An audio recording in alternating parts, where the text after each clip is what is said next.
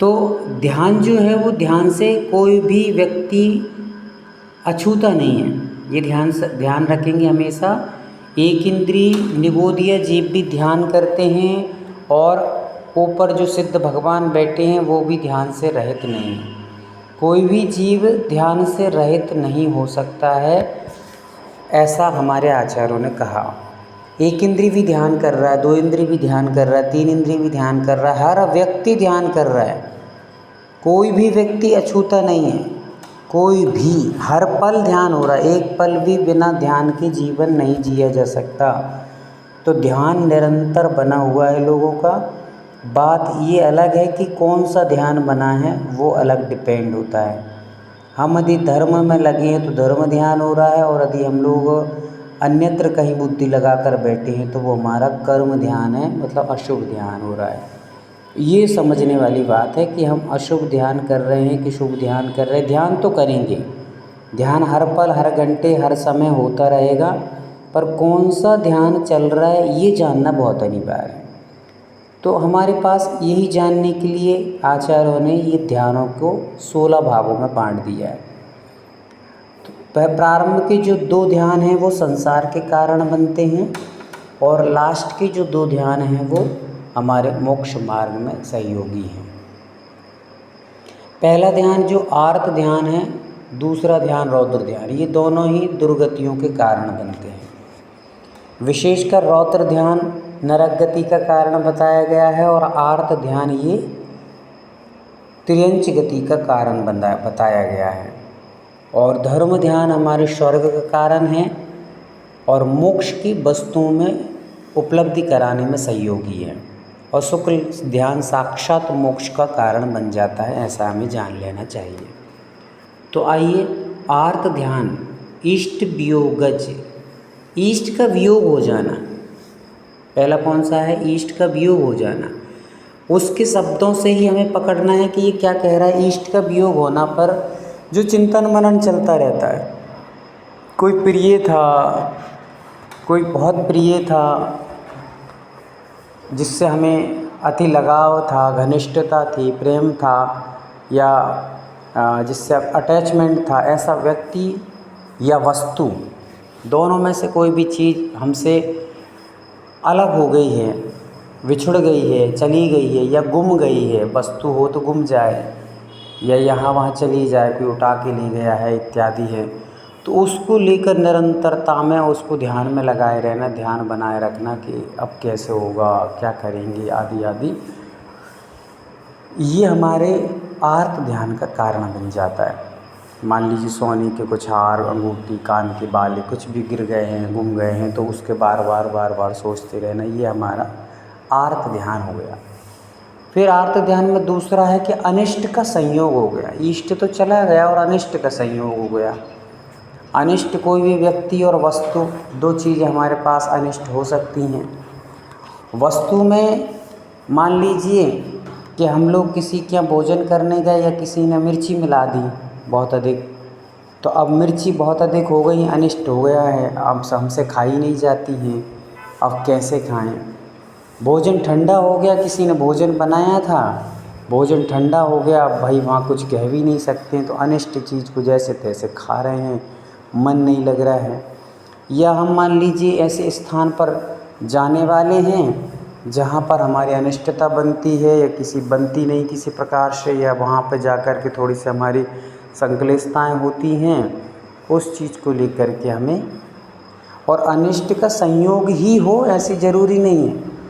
अनिष्ट मान लीजिए हमारे लिए, आप मान के चलिए कि कोई शत्रु है जो आपके लिए अनिष्टकारी है, वो कहीं भी बैठा हो, आपसे लड़ाई झगड़े हो गई है उसके, और वो अपने घर में बैठा है, आप अपने घर में बैठे हैं, फिर भी आप उसकी चीज़ को लेकर के चिंतन मनन करते रहें। आप उसको लेकर के कभी भी कोई प्रशंसा के शब्द हों, या मान लो कोई उसके बारे में चर्चा करे, तो आपको अंदर से जो एकदम संक्लिष्टता उसके प्रति आती है, उसके प्रति जो क्रोध का भाव, या अंदर से उसके प्रति ग्लानि का भाव, निंदा का भाव आता है, वो भी एक अनिष्ट संयोग आर्त ध्यान के अंतर्गत आ जाता है। ऐसा हमें लगा लेना चाहिए। पीड़ा चिंतन के बारे में आप जानते हैं, शारीरिक पीड़ाएं हैं या मानसिक पीड़ाएं हैं, ये या धन संबंधी है, मन संबंधी है, शारीरिक संबंधी कोई पीड़ा है, उस पीड़ा को लेकर के बार बार अपनी संतृष्ट भाव बना के रखना, तो आर्त ध्यान के अंतर्गत आ जाएगा। वैसे ही निदान बंध है, कोई धर्म करते हुए किसी कार्य की इच्छा रख लेना निदान बंध हो जाता है। तो ये सब 4 प्रकार के आर्त ध्यान हैं, कल अपन लोगों ने पहले भी समझ चुके हैं। और रौद्र ध्यान तो एकदम शब्दों से समझ में आ रहा है, हिंसा नंदी, हिंसा प्लस आनंदी, तो हिंसा में आनंद मानना, वर्षा में झूठ बोलने में आनंद मानना, और चौर्यानंदी चोरी करने में आनंद मानना, या परिग्रहानंदी परिग्रह एकत्रित करने में आनंद मानना। तो ये परिग्रह तो एकत्रित अपन रात दिन कर ही रहे हैं, है ना। रात दिन हमारे जीवन में परिग्रह एकत्रित करने की भावना निरंतर वृद्धिगत हो रही है। शरीर क्षीण हो रहा है और बुद्धि क्षीण होती जा रही है, सब चीज़ें क्षीण हो रही हैं, पर परिग्रह बढ़ाने की आसक्ति, जैसे जैसे शरीर और आयु घट रहा है वैसे वैसे परिग्रह बढ़ाने की आसक्तियाँ बढ़ती जा रही हैं। जबकि हमें इच्छाओं को सीमित करना चाहिए था। जैसे जैसे हमारी आयु या हमारा उम्र या हमारी वय घटती जाएगी वैसे वैसे हमें अपने परिग्रह की आसक्ति को भी कम करना चाहिए था। हम जितने बड़े बच्चे थे, पहले छोटे बच्चे थे तो हमारे पास 2-3 जोड़ी वस्त्र में काम चलता था। थोड़े बड़े हुए तो और ज़्यादा आ गए हैं, अब और बड़े हुए तो और ज़्यादा आ गए हैं, और बड़े हुए तो और ज़्यादा आ गए हैं। तो जितनी हमारी आयु घट रही है, जिसको अपन बढ़ना कह रहे हैं, ये बढ़ नहीं रही है, आयु घट रही है। तो जितनी हमारी आयु घट रही है उतनी हमारी आसक्ति और परिग्रह के प्रति इच्छाएँ बढ़ती जा रही हैं। यही हमारे जीवन की सबसे बड़ा परिग्रहनंदी रौद्र ध्यान निरंतर बना हुआ है, और जो हमें दुख का कारण आज नहीं अनादिकाल से बना है, वो फिर बनेगा। क्योंकि जब तक हम जिस सामग्री को इकट्ठा करने के लिए भरसक प्रयास कर रहे हैं वो सामग्री प्राप्त होगी, उस समय तक हम जाने के योग्य हो जाएंगे। लोग जैसे मान लीजिए मकान बनाना है या अपन को कोई और कार्य करना है, बड़ा सा कार्य करना है, उस चीज़ को लेकर के हम रात दिन विकल्प में हैं, और अभी अपनी उम्र हो गई 40-50 साल की, फिर भी व्यक्ति घर बनाने की नई चिंता कर रहा है। अब 10-1 साल तक घर बनाएगा, जैसे जैसे घसट पट के यहाँ वहाँ से जुगाड़ तुगाड़ लगा के घर बनाएगा, और जब तक उसकी उम्र ही हो जाएगी तब वो भी उसमें अच्छे से रह भी नहीं पाएगा और उसके पहले मर जाएगा। उसके बच्चे आनंद लेंगे बढ़िया, और वो बेचारा दुर्गतियों में परिग्रह इकट्ठा करने की आसक्ति के कारण दुर्गति का कारण बन जाएगा। और निरंतर यही चल रहा है अपने साथ कि जैसे जैसे हमारी आयु घट रही है वैसे वैसे हमें परिग्रह एकत्रित करने की आसक्ति बढ़ती जा रही है, जिसका लाभ दूसरा लेगा और हम ले ही नहीं पाएंगे। जैसे कहा जाता है कि आम का जो वृक्ष होता है, जो लगाता है वो खा नहीं पाता है, इतना टाइम लगता है आम को बढ़ने में। अब आजकल के आम थोड़े अलग हो गए हैं, और पहले ऐसी कहावत थी, जो आम का वृक्ष लगाएगा वो आम खा नहीं पाएगा, इतना टाइम लगता था। वैसे ही अपन लोग इतना जो रात दिन मेहनत करके ये बनाना वो बनाना, ये करना वो करना, तब तक अपना खेल ख़त्म होगा और दूसरा आनंद लेगा। फिर हम दूसरी गति में जाएंगे और वहाँ भी हमारा यही कार्य चालू होगा कि यहाँ बनाना बनाना बनाना, बना के तैयार हुआ तब तक अपना शरीर ख़त्म हो चुका है, मर जाएंगे। तो ये निरंतर अपने जीवनों में अनादिकाल से चल रहा है, और वही संस्कार के कारण हर एक गति में हम लोग उसी कार्य को पुनः करने का प्रयास करते हैं, पुनः पुनः प्रयास करते हैं, और हाथ में कुछ भी नहीं रह पाता है, मात्र एक हताशा, उदासा और निराशा के अलावा। तो परिग्रहनंदी के थोड़ा सा बचने का प्रयास करें। फिर अपन धर्म ध्यान में आज्ञा विचय, विपाक विचय, संस्थान विचय, अपाय विचय, ये धर्म ध्यान को अपन ने समझा था ही। तो ये सारी चीज़ों को अपन लोग धर्म ध्यान, शुक्ल ध्यान को भी समझ चुके हैं व्यवस्थित तरीके से। आज पुनः पुनः दोहराना कोई श्रेष्ठता नहीं समझी जाएगी। जब अपन फिर से इनको बार बार दोहराएंगे तो यहीं फंसे रह जाएंगे। इसलिए थोड़े से आगे बढ़ते हैं, डेली डेली थोड़ा थोड़ा सा समझने का प्रयास ज़रूर करेंगे, ताकि अपना ये सब चीज़ें याद बनी रहें, और याद उनके नामों से भी आप कर लें ताकि ज़्यादा दिक्कत ना हो। फिर हम लोग आ रहे हैं ये ध्यानों के बाद आश्रम में आए थे। आश्रम हम जानते हैं कि कर्मों के आने के द्वार को आश्रम कहते हैं, और आश्रम 57 प्रकार के होते हैं। उसमें से 5 मिथ्यात्व, 12 अविरति, 25 कसाय, 15 योग, ये सब मिला करके आश्रम 57 प्रकार का हो जाता है। तो 57 प्रकार का आश्रम तो लगभग सभी को याद हो ही गया होगा। अरुणा दीदी आप बताएंगे 57 प्रकार के आश्रम का नाम।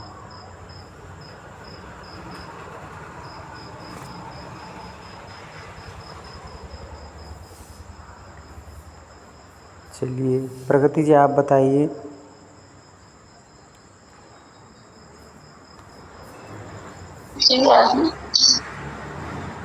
एकांत,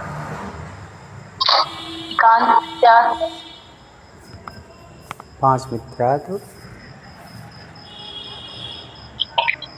एकांत मिथ्यात्व,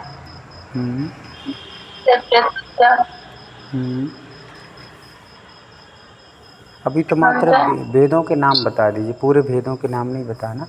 अकेले जो है वो 57 प्रकार कैसे हो जाते हैं उनका संक्षिप्त में।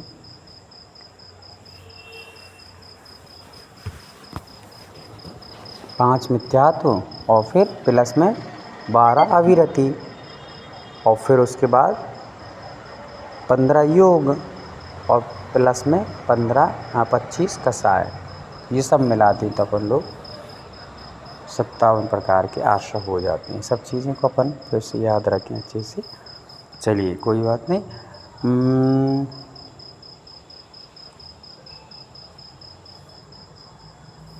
अनीता दीदी आप बताइए कि अपन लोगों ने कल जाति के बारे में समझा था। जातियाँ कितनी होती हैं और कौन कौन सी?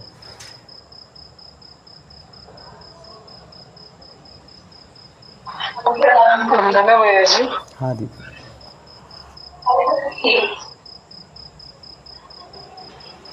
जाति 84 लाख,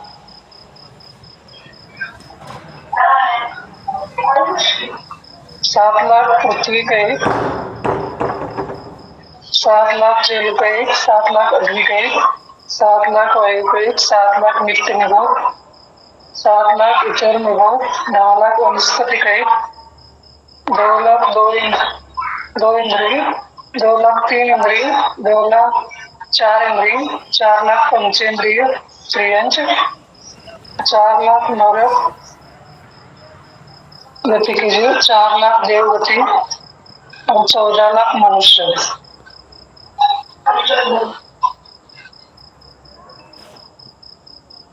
बहुत सुंदर, बहुत बढ़िया।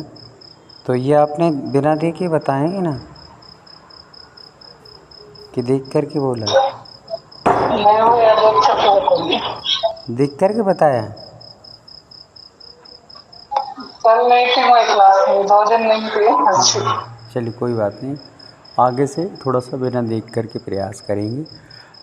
नेहा दीदी आप बताइए, बिना देखे बताइए, जितना आए उतना बताइए जाति के बारे में।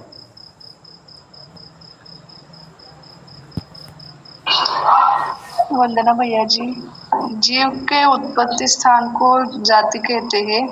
उसके 84 लाख भेद है। इसमें पृथ्वी का एक 7 लाख, जल का एक 7 लाख, अग्नि का एक 7 लाख, वायु का एक 7 लाख, नित्य निगोद 7 लाख, इतर निगोद 7 लाख,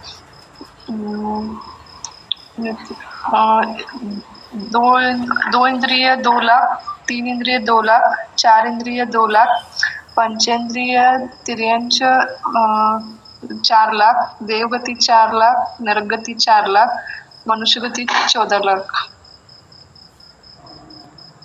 और हाँ हो गए ना? हाँ बहुत सुंदर, बहुत अच्छा बताया आपने, और थोड़ा और सुधार करें। अच्छा, बहुत अच्छा है। जाति के पश्चात आता है कुलकोटि।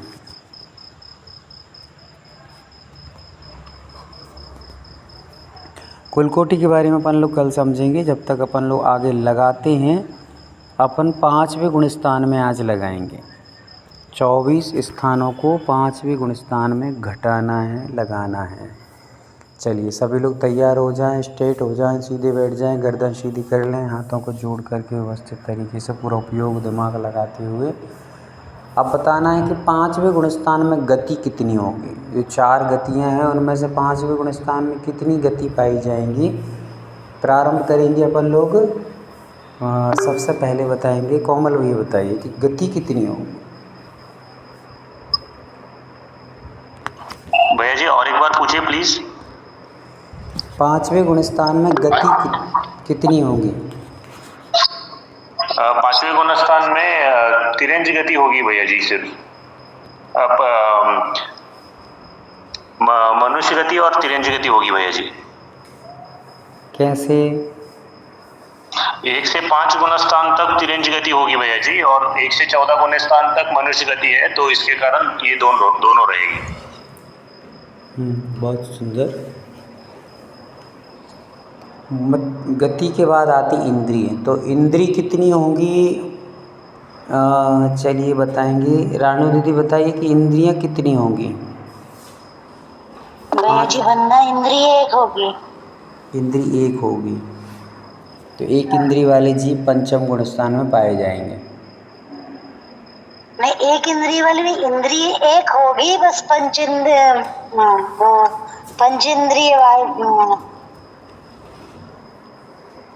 पंचेंद्रिय के 5 इंद्रिय। हाँ 5 इंद्रिय हैं। 5 इंद्रिय के पंचेंद्रिय। भैया जी पंचेंद्रिय है, पंचेंद्रिय। तो पंचेंद्रिय वाले इंद्रिय एक होगी पंचेंद्रिय। हाँ ठीक है, पंचेंद्रिय को लगाएंगे क्योंकि गुण स्थान 1 इंद्रिय 2 इंद्रिय 3 इंद्रिय 4 इंद्रिय तक के जीवों का, असंख्य पंचेंद्रिय तक के जीवों का गुण स्थान एक ही होता है। तो यहाँ पर तो किसको लगाना है, इंद्रिय में पंचेंद्रिय जीव को। चलिए अब बताएंगे, इंद्रिय के बाद आता है काय। तो काय पृथ्वी जल अग्नि वायु वनस्पति और तृष्णा, ऐसे 6 काय होते हैं। उन 5वें गुण स्थान में कौन से काय वाले जीव पाए जाएंगे। प्रेमलता दीदी बताइए।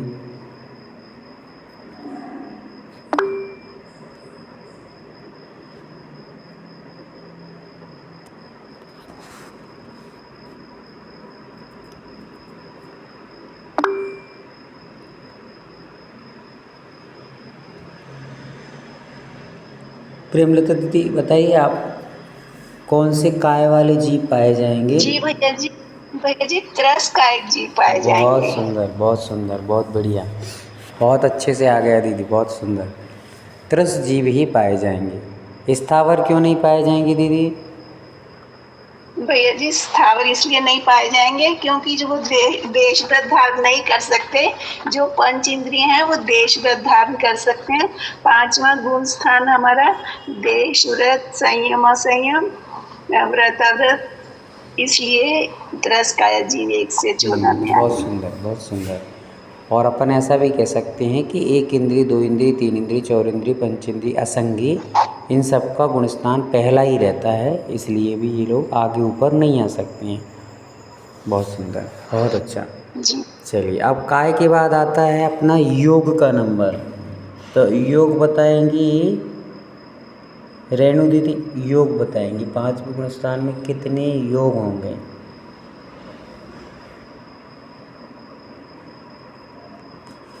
भैया जी नहीं पता।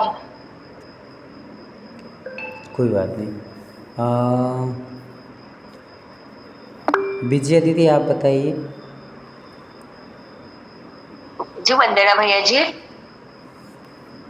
5वें सॉरी योग 9 होंगे, जो मनोयोग के 4 और वचन योग के 4 और औदारिक काय योग का 1 ऐसे होंगे। ऐसे कुल 9 ये होंगे, योग होंगे। वंदना भैया जी। बहुत सुंदर। चलिए कोमल भैया सही बताया कि गलत बताया दीदी ने। वंदना भैया जी जैसे 8 तो फिक्स है, मन योग और वचन योग के 4 और काय योग में सिर्फ जैसे एक ही बताया औदारिक काय योग, वो सही बताया भैया जी, 9 ही आते हैं। बहुत सुंदर। तो विजय दीदी आप बताइए। हाँ, विजय दीदी आप बताइए कि अन्न को हमने क्यों नहीं लिया इसमें? क्योंकि उनके गुणस्थान अलग अलग है ना। वो वैक्रयिक का योग का तो 104 गुणस्थान होता है, तो 5वां गुणस्थान इधर नहीं आएगा। और वैक्रयिक का योग का भी 1, 2 और 4 होते हैं, तो 5वां गुणस्थान इधर नहीं है। और आहारक मिश्र का योग का तो 6ठा गुणस्थान होता है भैया जी, इसीलिए नहीं आएगा। बहुत सुंदर, बहुत अच्छे, बहुत बढ़िया। आहार योग के बाद आता है वेद, तो वेद बताएंगे सम्मेद भैया, वेद कितने होंगे 5वें गुणस्थान में?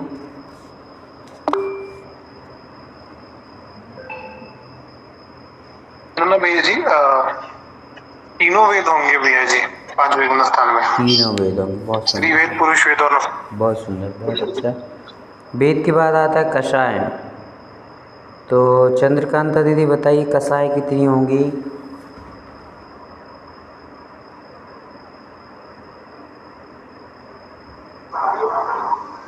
4 दिए जी कषाय को। 4 कषाय होंगी। नरक 5वें गुणस्थान में कितनी कषाय होंगी? टोटल 28 कषाय है ना अपने पास, तो उनमें से तो इसमें अनंतानुबंधी आएगी 1 से 3 तक है, और प्रत्याख्यान भी 1 से 4 तक है इसका गुणस्थान, और 1 से 10 वाली भी आएगी, एक सभी आएगी भैया जी।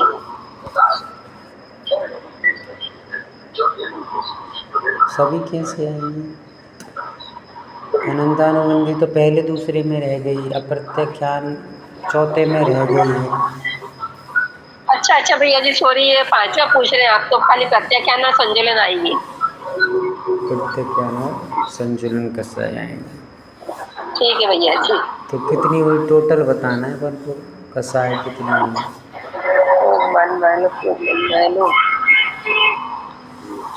देखना पड़ेगा थोड़ा सा।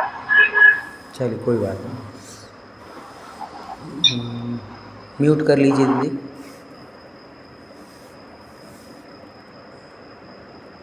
रतन दीदी आप बताइए। 5वें गुणस्थान में 17 कषाय आएंगे। आनंदानुबंधी 4 और अप्रत्याख्यान के 4 छोड़कर बाकी के सभी आएंगे। प्रत्याख्यान के 4, संजुलन के 4 और 9 कषाय 9, टोटल ऐसे कुल मिलाकर 17 कषाय आएंगे। बहुत सुंदर, बहुत सुंदर, 17 कषाय आएंगे, बहुत सुंदर। चलिए अब आ गया कषाय के बाद अपना स्थान आ गया 5वें गुणस्थान में वेद तो हो गया। कषाय के बाद क्या आता है? तो अपन लोग कषाय के बाद अपन लोग लगाएंगे संयम। तो संयम कितने होते हैं? पहले ज्ञान आएगा, सॉरी, ज्ञान कितने होंगे 5वें गुणस्थान में? ज्ञान कितने होंगे? चलिए कौन बताएगा? राजगुण दीदी आप बताइए, कस्तूरी दीदी।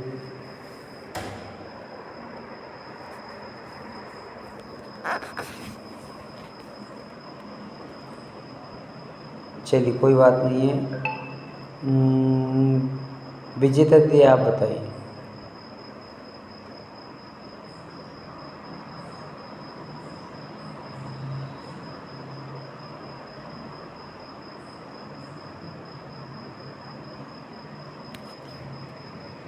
विजेता दीदी आप बताइए। विजेता दीदी आप बताइए कि ज्ञान कितने होंगे? ज्ञान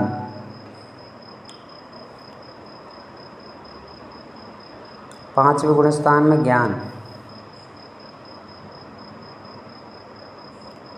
चलिए कोई बात नहीं। कोमल भैया आप बताइए।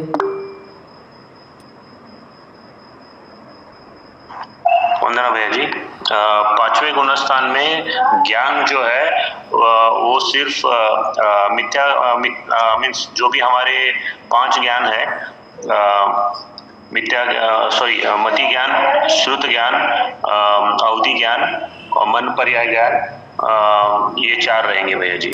नहीं, मन पर्याय भी नहीं, मन पर्याय 6 से चालू होता है, तो ये मति ज्ञान, श्रुत ज्ञान और अवधि ज्ञान रहेगा भैया जी। बहुत सुंदर। तो ये 3 ज्ञान रहेंगे हमारे पास, शुभ वाले वाकिल नहीं हो सकते। बहुत अच्छा। अब अपन लाते हैं ज्ञान के बाद संयम। संयम कितने रहेंगे 5वें गुण स्थान में?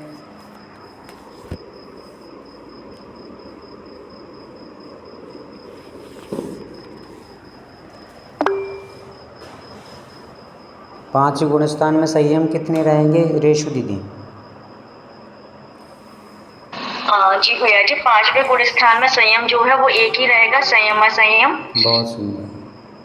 चलिए, संयम के बाद लेशा कितनी रहेंगी? सुजाता दीदी बताइए, लेशा कितनी रहेंगी 5वें गुण स्थान में?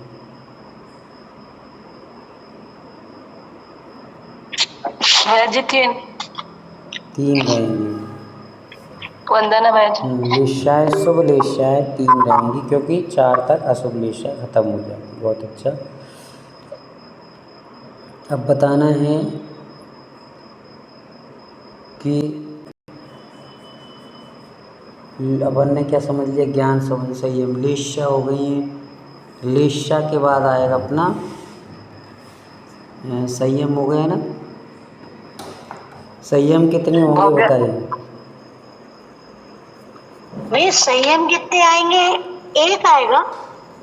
बताओ कितने आएंगे, वो तो पूछ रहे हैं। 2 आएंगे ना भैया, एक छेदोपस्थापना रहेगा और एक संयम रहेगा। चलो कोई बात नहीं, म्यूट कर लीजिए दीदी थोड़ा सा देर, पर और पूछते हैं लोगों से, थोड़ा सा हो सकता है और कोई बता देगा।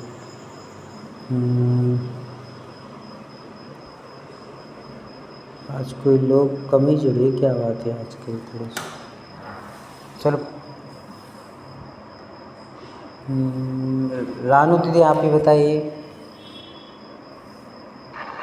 हाँ भैया जी, संयम 2 रहेंगे, एक संयम और एक छेदोपस्थापना, इनका गुण स्थान ये 5 है और मतलब संयम 2 रहेंगे इसमें। कोमल भैया आप बताइए। चलो वंदना भैया जी, इसमें संयम सिर्फ एक ही रहेगा भैया जी, वो है संयम असंयम। बाकी कोई संयम नहीं रहेंगे, क्योंकि ऊपर चालू हो जाते हैं 6ठे गुणस्थान से, और असंयम खत्म होता है 1 से 4 तक। बहुत सुंदर।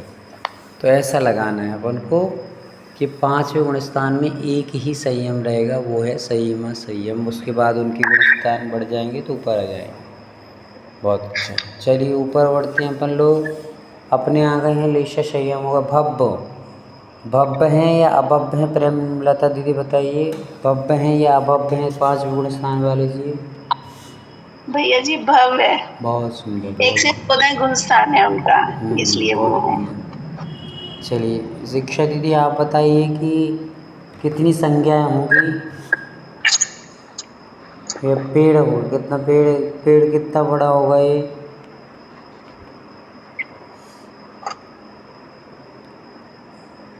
हाँ भैया जी, क्या पूछा है आप? अपना संयम। हाँ, आपको ये बताना है दीदी कि लेशा हो गई, संयम हो गया, अपना भव्य होगा क्या? भव्य होगा 5वें गुण स्थान, ये अपने 5वें गुण स्थान में जीव भव्य होना चाहिए भैया जी। भव्य होगा। संगी होगा क्या असंगी होगा?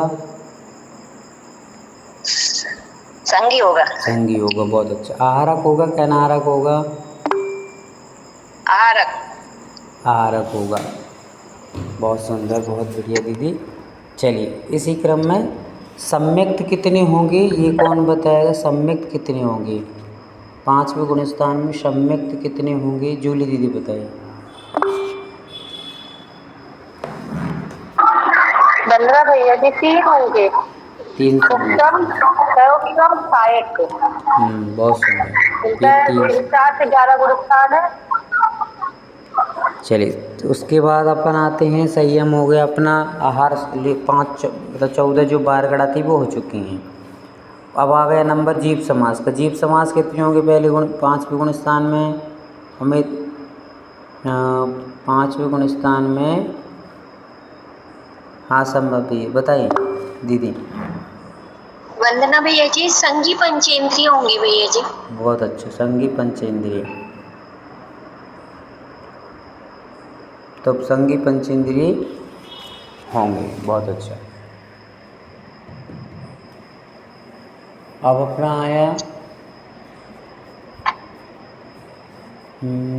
अपन ने समझ लिए क्या हो गया अपना जीव समास। जीव समास में संगी रहेगा। अब आ गई संज्ञाएं। संज्ञाएं कितनी रहेंगी अनीता दीदी? 5वें गुण स्थान में संज्ञाएं कितनी रहेंगी? 4 संज्ञा रहेंगी। 4 संज्ञाएं रहेंगी। क्यों?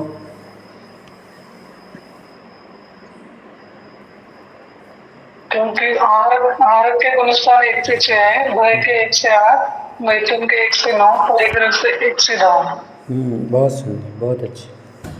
चलिए, इसी तारतम्यता में बताना है अगले क्रम में। अपना हो गया है अब संयम हो चुका अपना, ये संयम तो हो चुका है। अब आ गया अपना कौन सा गुणस्थान। गुणस्थान तो 5वां ही है ही, उसमें कोई बताने की आवश्यकता नहीं है। फिर गुणस्थान के बाद अपन पर्याप्ति। पर्याप्ति कितनी रहेंगी 5 इंद्रिय जीव में?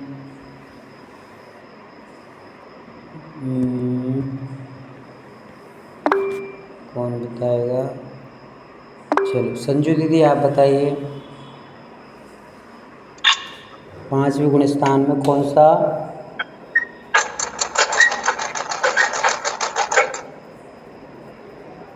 बताइए फटाफट। 5वें गुण स्थान में पर्याप्ति कितनी रहेंगी?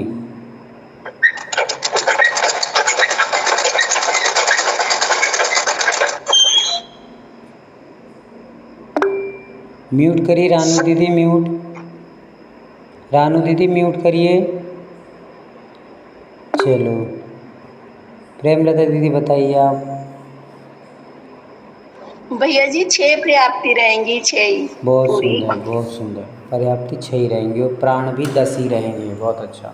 हाँ जी। तो अपन आ गए संज्ञा। संज्ञा भी लगभग 4 ही रहेंगे और अपन चल रहे हैं कौन से 5वें गुण स्थान में। ये हो गए अपने संज्ञा। संज्ञा के बाद आ गई आश्रम या ध्यान। ध्यान कितने होंगे समेत भैया? ध्यान कितने होंगे 5वें गुण स्थान में ध्यान कितने होंगे?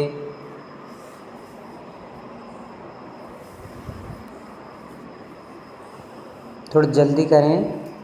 चंद्रकांता दीदी आप बताइए। भैया जी वंदना भैया जी। हाँ बताइए। वंदना भैया जी। हाँ बोलिए। भैया जी भैया जी ध्यान 11 होंगे। ध्यान 11। अर्थ ध्यान के 4 होंगे, रौद्र ध्यान के 4 होंगे और धर्म ध्यान के 3 होंगे। संस्थान विषय ध्यान नहीं होगा, सिर्फ धर्म ध्यान का, और शुक्ल ध्यान भी नहीं होगा। बहुत सुंदर। तो आर्द्र ध्यान होगा, रौद्र ध्यान होंगे और 5वें गुण स्थान में आर्त ध्यान होगा ही होगा कि नहीं होगा?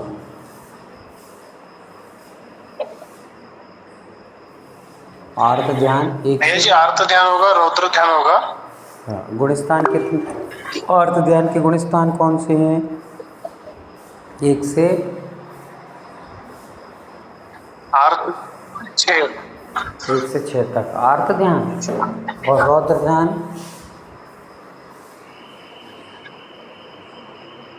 रौद्र ध्यान 1 से 5 है भैया जी। 1 से 5 रौद्र ध्यान। बहुत अच्छा। तो 5वें गुण स्थान में आर्त ध्यान भी है, रौद्र ध्यान भी है और एक शुक्ल धर्म ध्यान भी वहाँ पर पाए जाएंगे। बहुत अच्छा। तो टोटल कितने ध्यान हो जाएंगे? 4 और 4 8 और धर्म ध्यान के कितने हैं समीर भैया? 3 11 3 संस्थान विषय को धर्म ध्यान की 3 है भैया जी। जी, संस्थान विषय को छोड़कर संस्थान विषय को छोड़ के बाकी 3 है भैया। बहुत अच्छा। तो इस प्रकार से अपने 8 और 4 8 और 3 8 और 3 11 ध्यान हो जाएंगे। अब ध्यान के बाद आते हैं पिल्लो आश्रम में। आश्रम कितने होंगे? आश्रम कितने होंगे कौन बताएगा? हैंड रेस करेंगे। 5वें गुण स्थान में आश्रम कितने होंगे?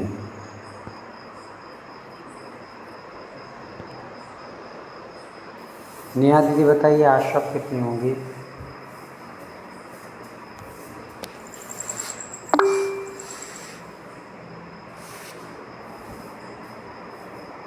रेशु दीदी आप नहीं याद नहीं है भैया जी।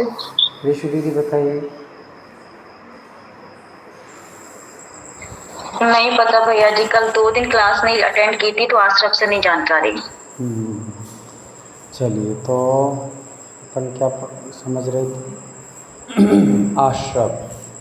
आश्रम में से 5 मिथ्यात्व रहेंगी नहीं। अविरति भी 12 अविरति हैं तो उनमें 1 अविरति घट जाएगी। त्रिशंसा का त्याग है, सब अपन ने समझा था ना। तो अपनी कितनी हो गई? आश्रम कितने थे? आश्रम 5वें गुण स्थान में आश्रम में मिथ्यात्व तो है नहीं है। अविरति में 1 बचा तो 11 बचे, 1 घट गया, कम हो गया। और फिर उसके बाद योग और कसाएं कितनी थी? योग कितने थे? तो 11 योग थे शायद, तो 11 योग ले लेंगे। और 11 थे ना योग। 5वें गुण स्थान में मात्र 1 9 थे शायद। 4 और 4 जी भैया जी। कितने? 9 योग थे और नहीं 15 हैं। योग में मन के 4 थे, वचन के 4 थे और काय में 1। मन के 4, वचन के 4 और काय के 7। नहीं, यहाँ पर 5वें गुण स्थान में लगाना अपन। तो 5वें गुण स्थान में मरण तो होता नहीं है, तो चौथा नहीं आया। मतलब अपन लगाएंगे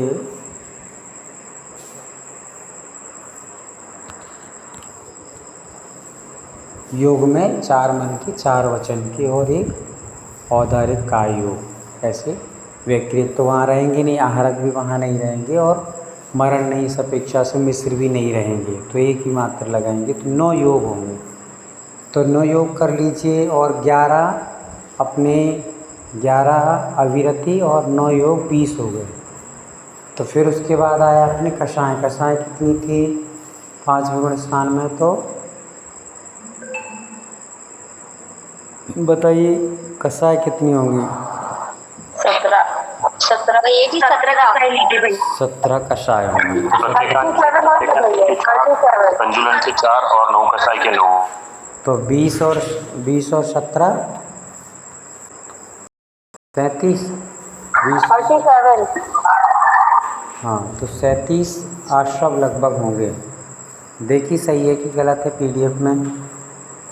और फिर उसके बाद कुलकोटि और जाति। तो कुलकोटि पंचेंद्री संबंधी आएंगी वहाँ पर। यहाँ पर 1 इंद्री वाली कोई भी नहीं आएगी। तो पंचेंद्री संबंधी 14 लाख बस बताना है। और ऐसे कुलकोटि में भी 14 करोड़ लाख आएंगी, वो अपन मतलब आगे समझेंगे। तो ऐसे अपन ने 5वें गुण स्थान को समझ लिया कि क्या क्या कहाँ रहता है। कल अपन लोग 6वें और 7वें गुण स्थान की चर्चा करेंगे और ऐसे करके गुण स्थानों को समझ लेंगे पूरे। फिर अपन लोग एक गति में कितनी गति होंगी, फिर मनुष्य गति चलेगी, फिर तिरंजी गति चलेगी। तिरंजी गति में कितनी गति होती है? तो 1 ही गति होती है तिरंजी गति। फिर काय योग कितने होते हैं, वेद कितने होते हैं, ये सारी चीज़ों का अपन लोग 6वें और 7वें गुण स्थान में भी आगे समझेंगे। बहुत सुंदर। तो आज जिनवाणी स्तुति पढ़ लेते हैं अपन लोग और आज के विषय को यहीं पर विराम देते हैं। किसी को जिज्ञासा तो नहीं है? चलिए, नहीं है तो अपन लोग करते हैं प्रारंभ जिनवाणी स्तुति। भैया जी कल की रिकॉर्डिंग है क्या? कल की रिकॉर्डिंग तो है दीदी, पर भैया जी हाँ रिकॉर्डिंग है, और वो डाउनलोड करना है, थोड़ा नेटवर्क की प्रॉब्लम आ रहा है यहाँ पर, इसलिए नहीं हो पा रही। आज की थी मैंने दोपहर में। देखिए कल भी मेरी क्लास शुरू हुई थी, अच्छा अच्छा, इसलिए मैं हाँ, तो देखता हूँ, है तो रिकॉर्डिंग तो है, वो डाली, थोड़ी सी नेटवर्क प्रॉब्लम यहाँ आ रही है, नेट कनेक्ट नहीं हो रहा। उस कल टैब में किया था, और उस टैब में नेट कनेक्ट ही नहीं हो रहा, थोड़ा सा देख रहे होगा तो मैं करता हूँ। चलिए हाथों को जोड़ेंगे। बोधि समाधि परिणाम सिद्धि स्वात्मोपलब्धि शिक्षा सिद्धि चिंतामणि चिंतित वस्तुदानी त्वाम बंदमानस्य नमास्तु देवी। 9 बार नमोकार मंत्र का स्मरण कर लेंगे सभी।